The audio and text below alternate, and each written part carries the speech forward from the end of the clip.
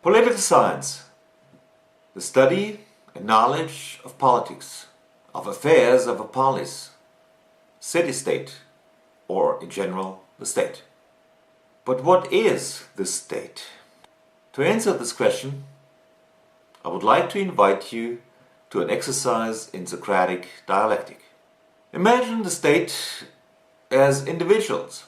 Emperors, kings, live in special places, palaces, sit on thrones, wear special symbols like crowns. Well, it's easy to identify them as special people, but this also holds for, say, presidents or prime ministers. They use national emblems like flags, special anthems, and other things more. You can identify them as members of an inner circle. Or imagine the state as system. With the roots in antiquity, we distinguish between monarchy, oligarchy, and democracy, rule of the one, the few, and the many. But we also know of revolutions, coups d'etats, palace revolts. Is the state identical with a respective political system? Imagine a state as function. Police, government, public schools, tax office. In many of these places, people with authority wear uniforms. And even without uniforms, these places are often marked as special. In more abstract terms, we can distinguish between legislative, executive, and jurisdiction, a distinction that goes back to the Enlightenment philosopher Montesquieu.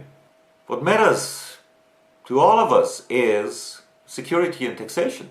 On a daily level, we are confronted with these things. Imagine the state as force. Laws without enforcement are pointless. Laws need law enforcement. Laws are also followed because of the authority of the institution issuing them. Let's compare for a second the state with the mob. They have lots of parallels. They use violence, if needs be. They protect the people, or at least claim to protect the people, and other more such things. In one respect, they differ, however.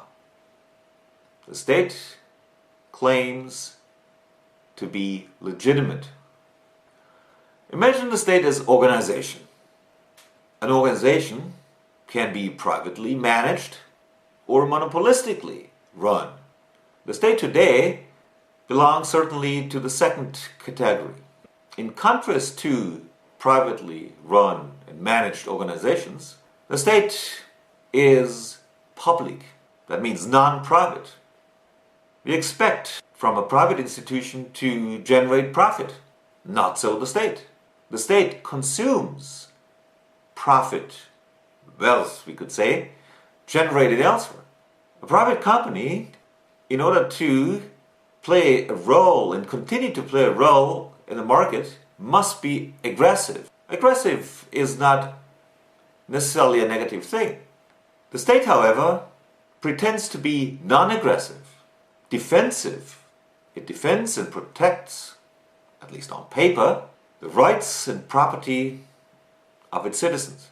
The state has no interest of its own if we go with the premise that the state defends and protects the rights and property of its citizens. The state is also free of ideology. Different people have different gods. The state is its own god. If you still don't understand what the state is, or are interested in a more in-depth discussion, I would like to refer you to my lecture on the nature of the state. Please visit us at www.bastianinstitute.org or my own webpage www.hubertlurch.com. Thank you very much for listening.